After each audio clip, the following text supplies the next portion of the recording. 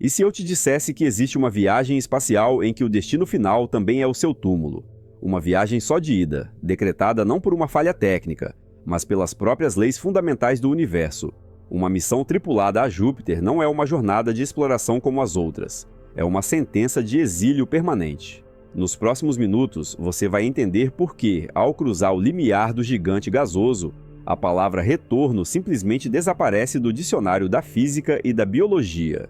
Isso não é exagero de ficção científica. É uma análise fria, brutal e detalhada de por que a humanidade, com toda a sua ambição e a tecnologia atual, jamais conseguiria voltar de uma viagem ao rei dos planetas. Toda grande jornada começa com um primeiro passo, e no caso de Júpiter, esse passo é um salto gigantesco e traiçoeiro através do sistema solar. A viagem de ida, apesar de assustadoramente longa e perigosa, é paradoxalmente a parte fácil do plano. Ao deixar a segurança da órbita da Terra, nossa nave precisaria de um impulso brutal de velocidade, um ΔZ, a moeda do universo, de mais de 6 km por segundo. Isso depois de já ter superado a gravidade da Terra, que por si só exige 11,2 km por segundo. É um orçamento energético colossal apenas para entrar na estrada cósmica correta. Naves não tripuladas, como a Juno da NASA, levaram de 5 a 6 anos para cruzar os quase 800 milhões de quilômetros que nos separam do gigante gasoso, e isso usando assistências gravitacionais de outros planetas para ganhar velocidade.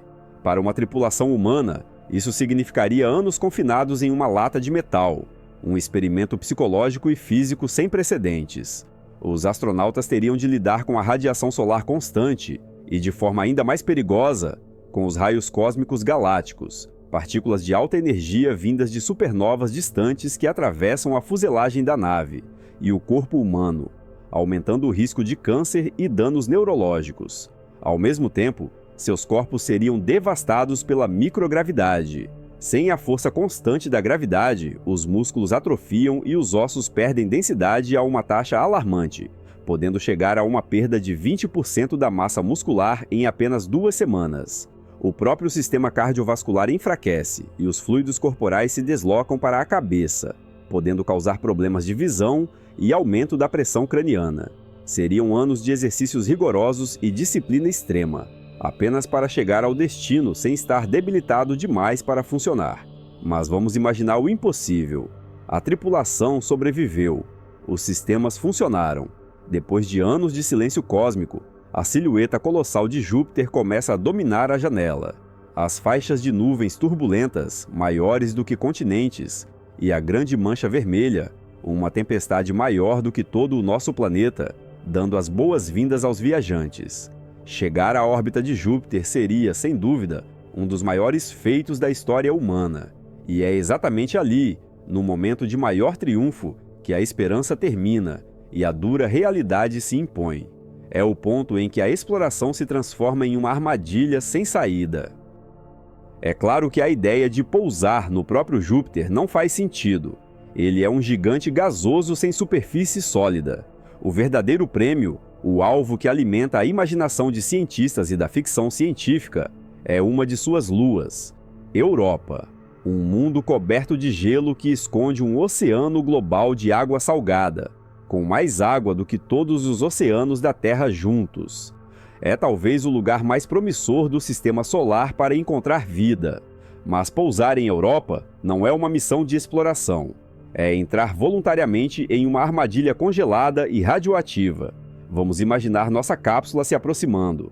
A visão não é de nuvens, mas de uma bola de bilhar branca e brilhante, cortada por fraturas avermelhadas que se estendem por milhares de quilômetros.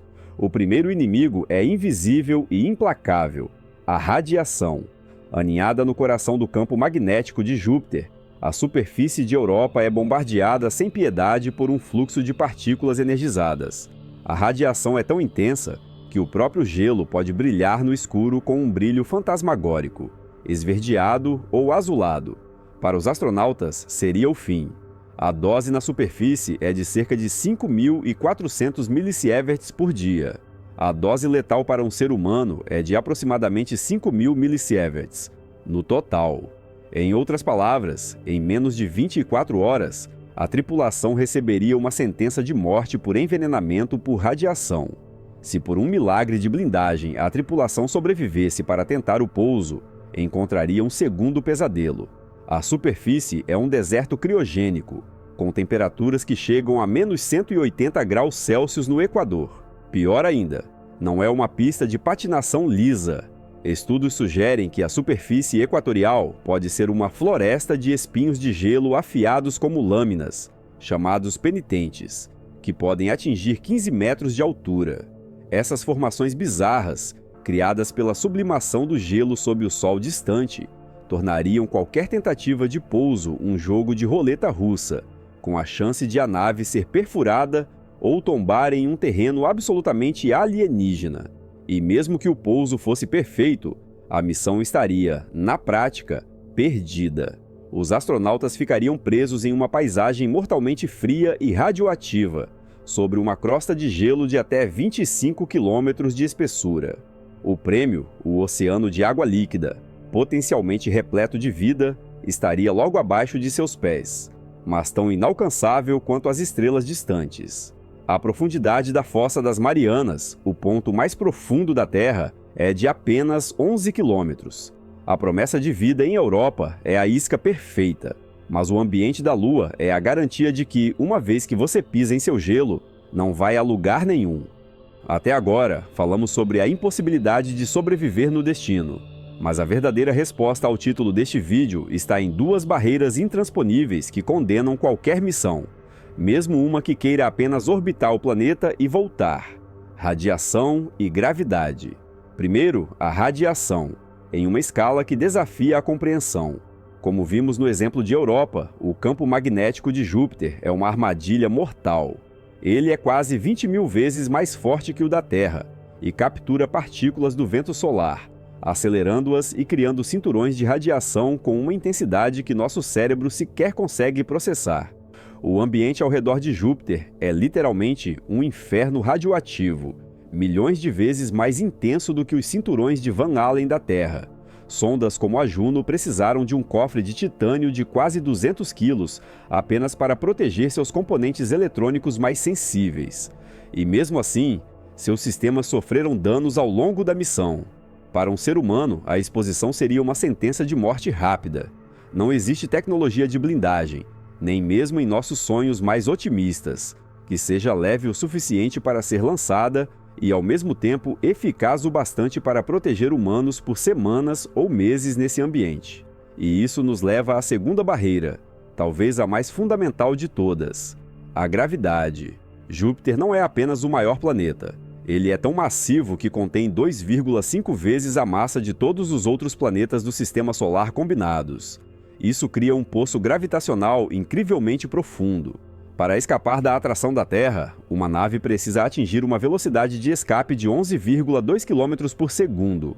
Para escapar de Júpiter, mesmo a partir de sua atmosfera superior, essa velocidade salta para quase 60 km por segundo.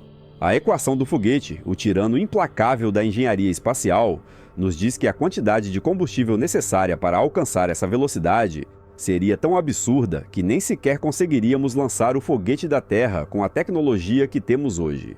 Seria necessário lançar um foguete gigantesco, carregado de combustível para o retorno, que por sua vez precisaria de um foguete ainda mais gigantesco para ser lançado. É um paradoxo logístico sem solução. É por isso que as missões que enviamos para lá foram projetadas para serem suicidas. Elas usaram a gravidade de outros planetas para ganhar velocidade na ida, mas nunca levaram combustível para a volta. Era uma viagem só de ida desde o começo. No fim de suas vidas úteis, para não correr o risco de contaminar luas como Europa com micro-organismos terrestres, elas foram lançadas de propósito na atmosfera de Júpiter para serem incineradas e esmagadas pela pressão. Para uma nave tripulada tentar retornar, além do problema do combustível, ainda existiria o problema do tempo. A Terra e Júpiter precisam estar alinhados de uma forma específica para uma viagem de retorno eficiente. Isso poderia significar esperar meses ou até anos em órbita, sendo lentamente cozinhado pela radiação letal do planeta. A física e a biologia conspiram para garantir uma coisa: uma vez que você entra no abraço gravitacional de Júpiter, você não sai mais.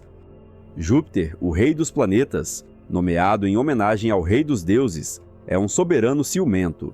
Ele nos atrai com sua beleza majestosa e seus mistérios tentadores, mas suas leis são absolutas e sua sentença é final.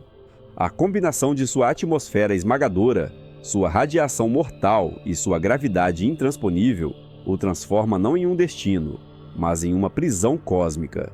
Voltar de Júpiter não é um desafio de engenharia a ser resolvido com mais criatividade ou orçamentos maiores. É uma impossibilidade fundamental ditada pelas forças do universo.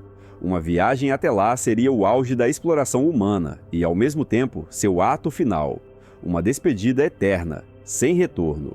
A exploração espacial nos ensina muito sobre outros mundos, mas também sobre nossos próprios limites.